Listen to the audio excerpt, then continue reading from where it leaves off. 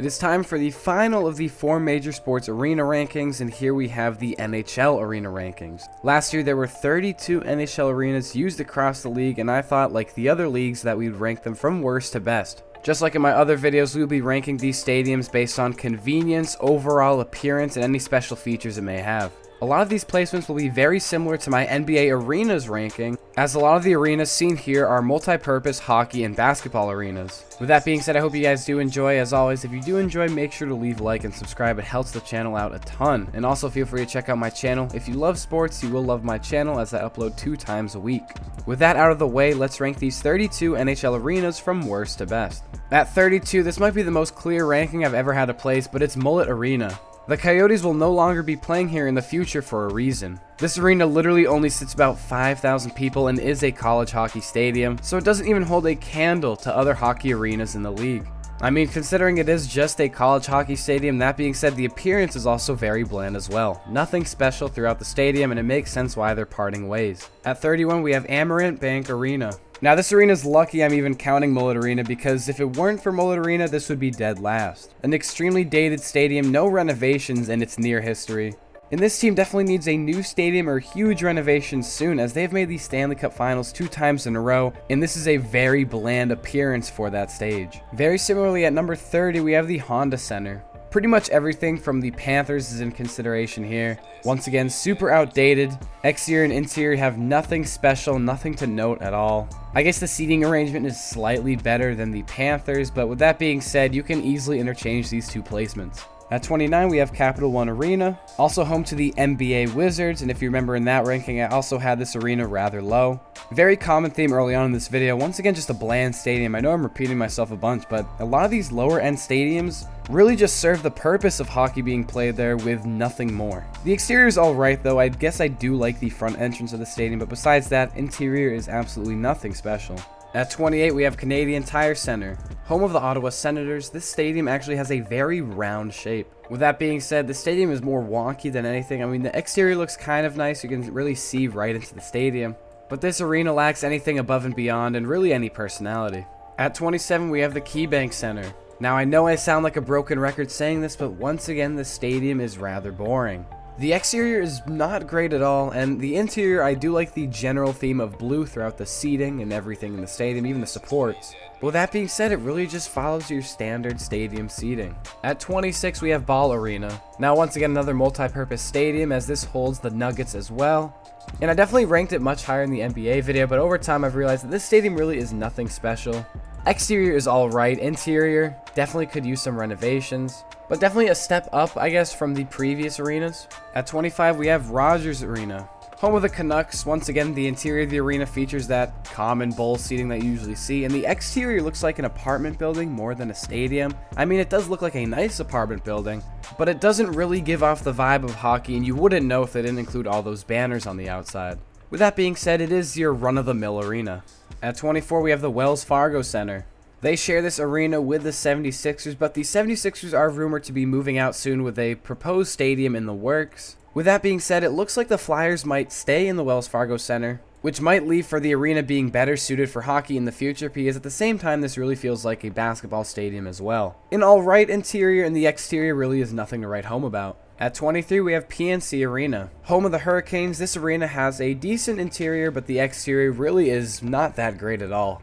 The strong suit of this arena, though, comes from the fans themselves, actually, with amazing tailgates before the game and an electric atmosphere during. Like I said, though, this is an arena ranking over anything else, so I try not to favor that too much. At 22, we have the Enterprise Center. Home of the St. Louis Blues, this arena has a decent exterior, a lot of glasswork, which I really enjoy, and the Enterprise Center sponsorship up on top. A pretty cool shaping overall, and you look at the inside, and the inside is decent, I guess. Very dark interior, though. All the seats are black. But although it's a dark interior, it is very well kept. At 21, we have the Scotiabank Arena. Home to both the Maple Leafs and the Raptors, this is one of those multi-purpose stadiums that you can kind of tell that it is a multi-purpose stadium. The interior looks very NBA-like. Still works good for hockey, and the exterior of the stadium is nice overall, but I feel like the interior could be a bit better, and it does seem a bit old in appearance. Entering our top 20, we have the Canada Life Center. One of the smaller arenas in the NHL, but it gets the job done. Very clean interior. I love the steel and blue coloring throughout. Not to mention the exterior is pretty solid. A nice combination of brickwork and glass makes this stadium feel modern, but not too futuristic. Like I said, this is on the smaller side of arenas, so it won't compare to some of the bigger, more grandiose arenas that we see around the league. But with that being said, it does a good job at keeping the energy within the stadium. At number 19, we have the TD Garden. As a Boston fan, it pains me to put this arena as low as I have it here. But in reality, this is more of a basketball stadium than a hockey stadium. All the branding inside and even the seating arrangements better suit the sport of basketball. And although it's not a terrible hockey design, you can clearly tell which sport better benefits off this stadium. With that being said, TD Garden is still a very nice and clean stadium. The front entrance still looks really nice with that TD Garden sign overhanging the escalators, and of course the Bobby Orr statue out in front. And as well as the exterior will always look nice on the TD Garden, the interior is what really lets it down here. At 18, we have the Prudential Center. Home of the New Jersey Devils, this stadium features a pretty solid exterior. A lot of glass on the outsides, huge Prudential sponsorships. And then you look at the interior of the arena. It's pretty standard as far as NHL arenas go. You'll find numerous other NHL arenas with very similar interiors, but overall they do a nice job with the stadium. At 17, we have the American Airlines Center. Another multi-purpose arena housing both the Mavericks and the Dallas Stars. I absolutely love the exterior of the stadium. Large brickwork, really looks nice. A very unique shape for the outside of the stadium too, which leads to a very interesting canopy design in the interior of the stadium, which looks great as well. And I absolutely love it when an arena has a unique design that isn't seen anywhere else in the league, so props to Dallas for coming up with a great stadium here. At 16, we have yet another multi-purpose arena, and this is the United Center. Home to both the Blackhawks and the Bulls, this stadium has a pretty clean interior. Not to mention all the bangers overhanging of the Bulls and the Blackhawks is a huge flex, and it looks great nonetheless. Outside are the Bobby Hull and Stan Mikita statues, which is a really nice touch, and the exterior of the stadium looks extremely nice as well. A lot of concrete, but they do it nicely. Not to mention, this arena is known for being loud. I mean, literally, the acoustics were specifically designed to amplify the noise, creating absolutely electric atmospheres. At 15, we have the Scotiabank Saddledome. Home to the Flames, this arena is known for its unique shape, hence the name Saddledome, as the outer dome is literally shaped like a saddle. Once again, like I mentioned earlier, I'm a huge fan of these unique stadium designs. It really helps them separate from the rest of the group. And it has a pretty decent interior arrangement. Slightly less fans than usual, but I will say it does keep in the sound nicely. And the ceiling design is nice as well. At 14, we have Crypto.com Arena. Once again, for me, this will always be Staples Center, such a better name that rolls off the tongue. But yeah, this is always a solid arena, basketball or hockey. I definitely think it's more known for the basketball scene. If you hear the word Staples Center or even Crypto.com Arena as it's called now, your mind probably instantly flashes to the Lakers. But the LA Kings do make this a nice home as well. The outside of the arena looks really nice, especially the entrance, and even the roof lights up. And then looking at the inside of the arena, it is a little more on the darker side of things, but with that being said, it's already nice as is, and there's plenty of renovations coming as well, such as some upper decks that will really make the interior look even better than it does now. At 13, we have the SAP Center. Home to the Sharks, it's the third oldest arena in the NHL. Still a really nice exterior though, kind of a warehouse look, but in a good way. It looks like a more modern warehouse. Nice designs on the exterior, a really cool entrance as well, with shark posters and palm trees. And then you look at the interior is very well kept considering the age of the stadium, not to mention a very fun pregame. At 12, we have the XL Energy Center, home of the Minnesota Wild. The exterior is pretty nice, a very circular, glass-focused outside of the arena. Maybe a little more on the dated side of things. It might just be that XL Energy sponsor on top, but it doesn't look bad. And then the interior really holds its part as well. The interior is nicely kept, a nice jumbotron, and a lot of little details around the stadium, such as the evergreen trees right beneath the jumbotron. There's little statues of Peanuts characters wearing Minnesota Wild jerseys around the stadium. Not to mention the arena has a nice overall color scheme with that beige, brown, copper coloring, which really reflects the team's color overall. At number 11, we have the historic Bell Center, home to the Canadiens. A convenient location in the heart of Montreal. The exterior looks solid. Nothing too grandiose, but it definitely gets the job done, and I love the brickwork. The interior features a lot of seating. And not to mention the seating bowl is pitched very steep because of the limited footprint the stadium has, but also to keep fans closer and on top of the action, and it also makes a more intimidating atmosphere. With that being said, this arena tends to get very crowded at many points. So despite the energy and all the historical impacts that this arena has, the overall looks as well as the convenience is why it's not any higher on this list. Entering our top 10, we have the PPG Paints Arena, home to the Pittsburgh Penguins. Really nice exterior and entrance, especially with that glass. The nice blue arena sponsorship looks really nice, and there's statues in the front. Interior looks nice as well. Really just fits the Pittsburgh Penguins overall. Like, it's a perfect fit in my opinion. I mean, it fits with the Pittsburgh black and gold theme, and overall it's solid, but nothing above and beyond to put it higher on this list. At number 9, we have the iconic Madison Square Garden. Just a venue that sports should be played in. I mean, any sport will look amazing in here, especially hockey. The Rangers do a great job filling in the stadium nicely. This arena is a national treasure. It looks great. The ceiling, the canopy, the old school organ. It's all just an experience that is done very well. Not to mention, recent renovations on the stadium have made it more modern and convenient while still keeping that historic feel. And there really should be no list where the Madison Square Garden is not one of the top tier arenas. At 8, we have the Little Caesars Arena, home to both the Red Wings and the Pistons. It's actually a shame that the exterior of this stadium lets the amazing interior down a bit. First of all, looking at the exterior, I mean, it's nothing terrible. Nice brickwork and nice shops and venues around the stadium, but you look at the overall appearance of it, especially the aerial view, and it's really not that impressive. You have that giant Little Caesars Arena sponsorship on top of the stadium that really doesn't look that great. The beauty, though, of this new stadium is the interior. Plenty of clubs, a bar near the rink, super modern amenities, very clean look overall. Suites going pretty much all the way to the ceiling. Like, there's actually a surprising amount of sections in the stadium. And just a very impressive video board in the center as well. At 7, we have the brand new UBS Arena. Opening in 2021, this arena is super modern. Probably one of the top exteriors league-wide. Like, you know it's a stadium by the overall appearance of it, but it really just looks like a nice modern building. Plenty of seating for food, venues all around. It's a really nice area. The brickwork just screams New York. Like I said, the stadium opened in 2021, so you'd expect this arena to have a pretty modern seating arrangement, and with that being said, it does look clean, doesn't really do anything too out of the ordinary, but just has a nice appearance overall. At 6, we have the Nationwide Arena, home of the Columbus Blue Jackets. An awesome arena despite the lack of success this team has seen throughout the 2 decades that they've lived in this arena.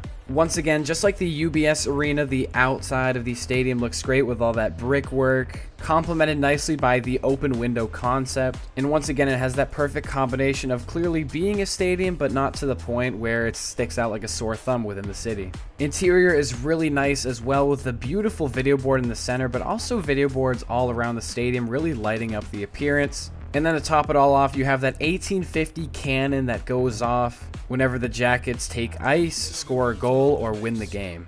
It's these creative and personalized touches that really make these stadiums flourish. Cracking the top 5, we have the Amalie Arena, home to the Tampa Bay Lightning. Not only a successful team, but also a very successful and beautiful arena. Let's talk about the inside first. It's really nice, blue seating throughout, blue everywhere, really reflecting the Lightning's primary color. A towering video board in the center, it looks great, and not to mention that whole bar area towards the top of the stadium. One of the better pregame shows in the league, absolutely electrifying. The exterior holds its own as well, in an amazing location right on the water, and a beautiful entrance with that very unique lightning statue in the front, and nice windows along the outside which really go well with the white coloring. At number 4, we have Climate Pledge Arena. What a cool stadium. Carbon neutral, most of the arena is underground, and with that being said, you literally walk onto the upper concourse and work your way down once you enter the arena. Beautiful use of LED throughout the stadium.